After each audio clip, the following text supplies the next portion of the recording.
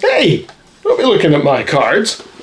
Welcome to another Down the Rabbit Hole video. We're doing another Star Frontiers video here, and we're in the Space Casino because I wanted to talk about house rules. Do you have any?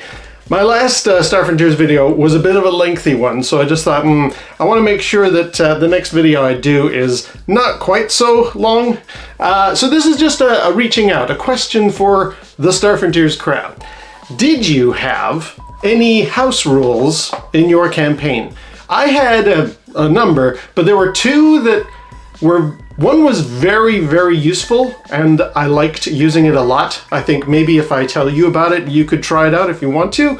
And another one that is bizarre and silly, but it made for some really great moments. So maybe you'd like that too. All of this is inspired by a really good video that I saw back in June by Bob Worldbuilder. He's probably one of my favorite Dungeons and Dragons YouTubers. He's got a really nice style. He brings up some very interesting points. And what he was talking about was 4 house rules that he has started to use that have made his D&D campaign run smoother, more enjoyable, faster paced, not bogged down with a lot of unnecessary rules stuff. He really likes it and he was recommending, here's the 4 house rules that I like. And one thing that he got rid of that I'm totally in agreement with was the attack of opportunity rule. We used that in 3.5 and it really bogged down and made D&D hard to play, not fun. Now, I like Bob's video, so I'm going to put a link down below to it. But it made me think, I might want to find out, does the Star Frontiers crowd have house rules? Are there any things that you do that are different from what's in the book? And do they help your campaign?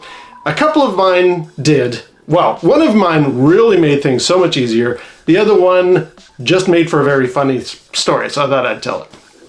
So, my first one now, both of these rules, it is worth noting, have been heavily borrowed by my DM. He came up with these rules for D&D, and I think it never really came up in conversation, but the first one, I think we were just talking one time about how do you resolve a situation like this, and he was like, well, this is what I do.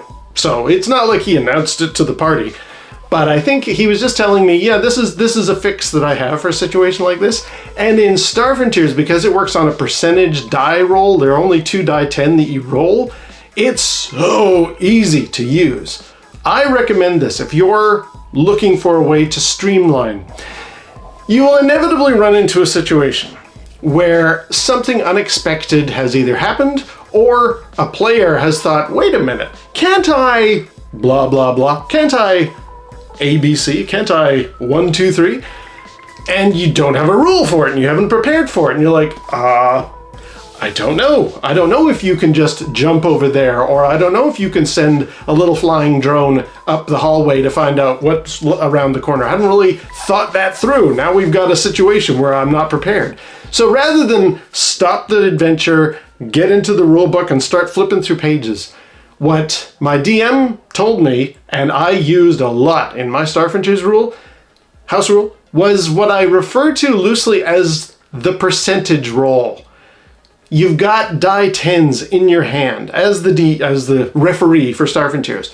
Why not, if you're not sure if something that a player is proposing could work or could happen or is going to be successful, just roll the 2 die 10. Roll a number.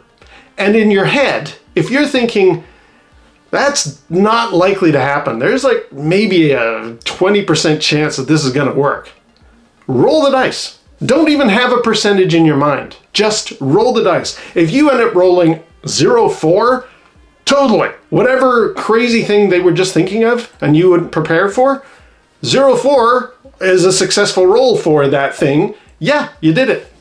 If they roll a 67, you might think, okay, whatever this crazy madcap scheme thing that was coming up, no, it didn't work. So you can then just move on. It's a very easy, nice, not cast in stone way of handling a lot of situations that could come up. Just roll the dice, whatever the number is. If it's a 52, You, in your head, as the referee, have to make a gut reaction thought of, was there a 52% chance that that would work? How ridiculous is this thing that this person is suggesting? Is this Ysarian, who's about to jump off the side of a building and try to swoop through an open door and land on a vehicle? I mean, yeah, it's a dexterity check, but there's a lot of moving parts there, quite literally, in that scenario. What would you think is the likelihood of that even happening? Sure, a dexterity check would be needed, but you might be thinking, I don't even know if that's like something cinematic. And this is the great value of this. This elevates something that could be bogged down in, well, now we have to look up movement rules and how far on this gravity can a Ysarian swoop, and is a glide different from whatever the wind is going to do to the situation. Instead of just bogging it down and slowing down the pace, make it cinematic. Just roll the 2 die 10. And if you end up with 17, yes, you manage to leap down, you curl your body a certain way, you get through the doors, you land on the vehicle. Now make a dexterity check to see if you're successfully in landing. But, you know, it's a great movement thing. It's a great way of maintaining momentum, keeping the adventure going. And I like that, and I use the percentage rule a lot. I recommend it. If you have scenarios that you run into where you're just like, I don't think that would work, I don't really get, I don't have a way of handling that, just use the percentage roll. Just roll the number, and whatever it comes up, whatever the actual result is on the dice, in your head, in your gut reaction, just decide, I have rolled whatever the number is, 42. That's that means there's like a 45% chance of success. Is that a little too lenient? Is this scenario too crazy for, oh yeah, there was a 45% chance of that winning? No, then that 42 didn't result in a success. And you can just say, no, it failed. That didn't work. Move on to the next bit of the adventure. Great rule. I can't remember how my DM did it. I think he would, in his head, figure similar stats of like, there's probably a 1 in 8 chance of that working, or there's a 1 in 6 chance of that working, and he would roll the appropriate die. But I just thought, since Starfingers works on percentage, you will immediately know that's a 17, that's a 47, that's a 63. Did that make it? Is that a good enough number? Was the chance of success that high or that low? And did this number pass that? Great. Move on with the story. Fantastic stuff. The second one. Now this is also heavily borrowed from my DM. And I thought I would experiment, try it out, and it ended up being the source of a lot of hilarious situations. He came up with what could only be described as like a lottery. Everybody would roll up their characters, and he was preparing, you're all going to meet in this city. But instead of just you walk into town, or you live in the town, or you're in the bar, or whatever, he actually came up with this idea of, I've got a bag here with little toys or little pieces of paper with notes on them or what have you. And I'm gonna randomly have one of you reach into the bag and pull out a thing. And you can decide if this thing is to your liking. If you want it, then you get to keep it. And I think he said you get to keep 3 of these things. If you don't like the one you want, you put it back in the bag. I think you put it back in the bag, but you only get to do this 3 times, and on the last one, you got to keep it. That kind of thing. So in my Starfingers campaign, we had all met at Port Lorraine, and big city, big possibilities, and all that kind of stuff. All my players were assembled. We were going to start the first session, and I thought, I'm going to borrow the lottery system, and I'm going to come up with little things that I would lead to, you know, a vague hint. For example, I think one of them was a little boat, a little toy boat. And Andrew picked that one up. And I said, you know, do you want the boat icon, or whatever you want to refer to this, the boat avatar? And he was like, oh.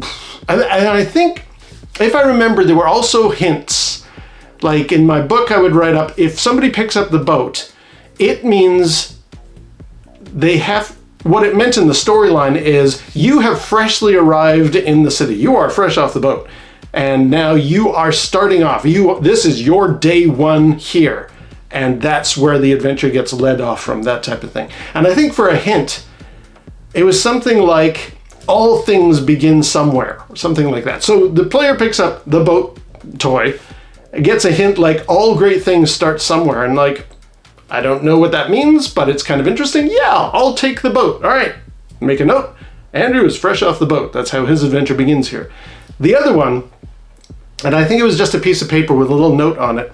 My friend Alan pulled this one out of the bag, and it said, "This skill will be useful in so many situations." Something vague like that. And he thought, oh, that sounds like a great one. Yes, I'm keeping that one.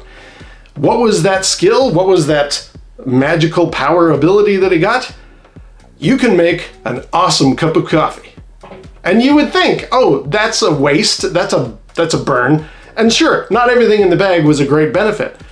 You know how many times Alan ended up using that "you know how to make a great cup of coffee"? It came up way more times than I thought. He made friends. He disarmed a lot of angry situations by just like, hey, let's settle this. Let me just get a cup of coffee. And the people will be like, yo, I'm gonna kill you. Ooh, that is a damn fine cup of coffee. And it would change the situation. And it was like, it was a throwaway thing. I had just thought, I don't want to fill the bag with like all these powerful or life-changing things. I want to throw a few duds in there. But this particular dud ended up being quite a strength. And I just thought, you know, there's a lot to be said for that lottery system. I had us off to my DM for coming up with that.